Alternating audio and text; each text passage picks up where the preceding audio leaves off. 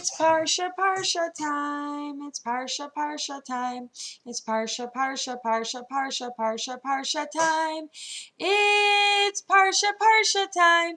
It's Parsha, Parsha time. It's Parsha, Parsha, Parsha, Parsha, Parsha, Parsha time. The Parsha of this week is Bamidbar. Bamidbar. Bamidbar, the Parsha of the week is Bamidbar. Bamidbar is the Parsha of the week. Die Parsha von die Woche is Bamidbar. Bamidbar. Bamidbar, die Parsha von die Woche is Bamidbar. Bamidbar is the Parsha von die Woche. So, I have something really special in my hand, and I want to show you.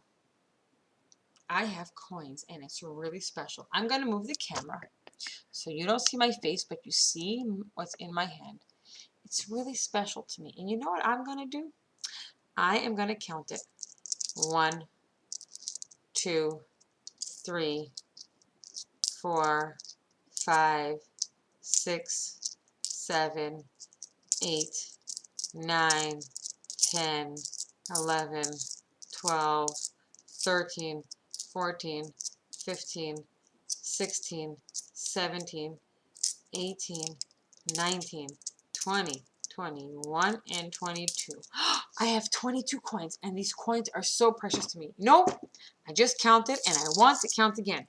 1 coin, 2 coins, 3 coins, 4 coins, 5 coins, 6 coins, 7 coins, 8 coins, 9 coins, 10, 11 coins, 12 coins, 13 coins, 14 coins, 15 coins, 16 coins, 17 coins, 18 coins, 19 coins, 20 coins, 21 coins, 22 coins. But I want to count again. Should I count again? Oh, Rifki, you're being silly. Why do you want to count again? But I want to count again. And I count again and again and again. You're like, why are you counting? Mora Rifki, why are you counting your coins? And I say, because they're so precious to me. I can't let go. I need to keep counting. In Chumash Bamidbar and in Parshas Bamidbar, there's a lot of counting. Hashem counts Bnei Yisrael so many times. Can you believe it? Oh my goodness, so many times. There's a couple of times. I'm going to mention 2. 1, Hashem wants Moshe Rabbeinu to count, to see how many men there are from the ages of 20 to 60, and then to count as many Levium there are, not from starting from the age of 20, but from the age of 1 month old. And then there's more than one counting. Why does Hashem count Bnei Israel so much?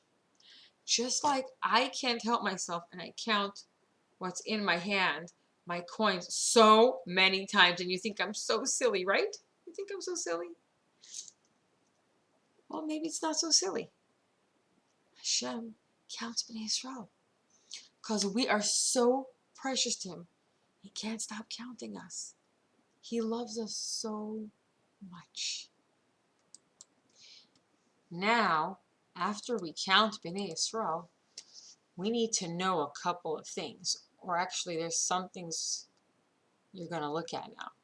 This is a map. A map is a picture that tells you, that shows you places, and it gives you a picture that gives you information about a place. In this Chumash and in this Parsha, Bnei Yisrael are in the Midbar. And what were they doing in the Midbar? Well, after they left Mitzrayim, they went into the Midbar, and we went to get the Torah. And it was so special that we went into the Midbar. I'm going to talk about that talk about Shavuos. We're going to talk about what was special about going into the Midbar and how that was so special to Hashem. But Bnei Israel in this week's Parsha learned how they have to rest, because there were times they had to travel and then times they had to stay in place. They couldn't just be anywhere they wanted. They created what we call a formation, a setup that looks like almost like a house. There was 4 sides, and in the middle was the Mishkan, and then around the Mishkan the whole Shevet Levi. On one side was Moshe and Aaron and their sons, and Then there were 3 families in Shevet Levi, and they were all around. Now, what about the rest of Bnei Israel? So, the rest of Bnei Israel, they were made into 4 groups. Every 3 Shvatim went on one side. So let's take a look. We have on one side, the first side, Yehuda, Yisachar, and Zvulun. And if you notice, Yehuda is in charge of his side. He's in charge of Yehuda and Yisachar and Zvulun. Then on bottom we have Reuven, Shimon, and Gad. And Reuven is in charge of, Shevet was in charge of their group, of Reuven, Shimon, and Gad. Then we go to number 7 on the left side, Ephraim, Menashe, and Binyamin. See, we don't have a Shevet Yosef. Instead, it's a Shevet Ephraim and a Shevet Menashe. So Ephraim is number 7, Menashe number 8, and 9 is Binyamin. Shevet Ephraim is in charge of Menashe, Binyamin, and themselves. And on top we have Dan, Asher, and Naphtali, and they each have a number, 10, 11, and 12. So Dan is in charge of Asher and Naphtali. That means when things had to be in each place, there was one Shevet that was responsible. Now, this is how they rested. And some say this is how also they traveled. When they had to move places quickly and put everything, this is how they traveled. Some say they traveled in lines, but each group had one Shevet that was made sure that everybody had to travel in a certain way, and that everybody rested in a certain way. Now I'm going to show you a picture that's very important. The reason why I'm showing you this picture is because the Shvatim are each holding something. They're holding a flag. Every Shevet had to have a flag. In this picture, this is talking about the counting that happens. We're not going to talk about the counting, but this is about the counting. Every Shevet had to have a flag. When they traveled, there was a flag for every group, but then there was a flag separate for each Shevet, and every Shevet had to have a flag. And I'm going to show you every Shevet's flag. Now we're going to look at every Shevet's flag. This is the flag of Shevet Reuven.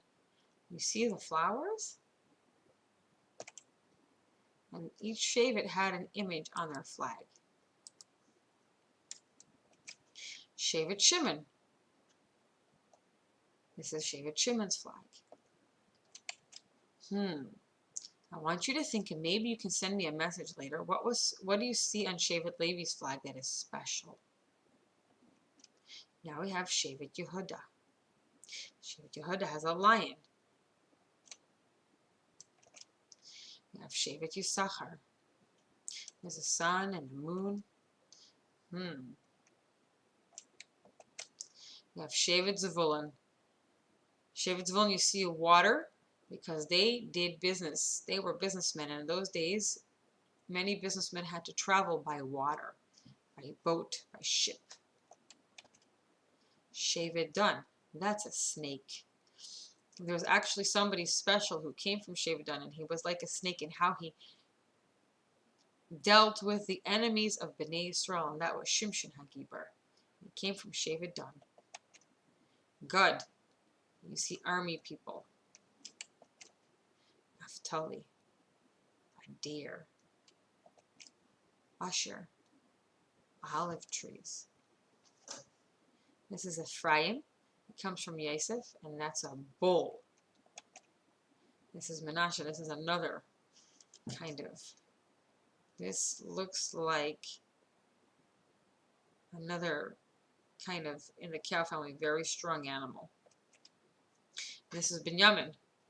That's a wolf. Now we have seen all of the Shvatim's flags. So now we see, we're going to go back to what we're talking about, Parshas Bamidbar and Chumash Bamidbar. This is all about what Bnei Yisrael did this whole Chumash in the Midbar. They learned a lot of Torah. A lot of things happened in the Midbar. And we're going to be learning a lot of these things in this Chumash. And there's something special about the lessons we learned from the Midbar that the Parsha song is going to teach us.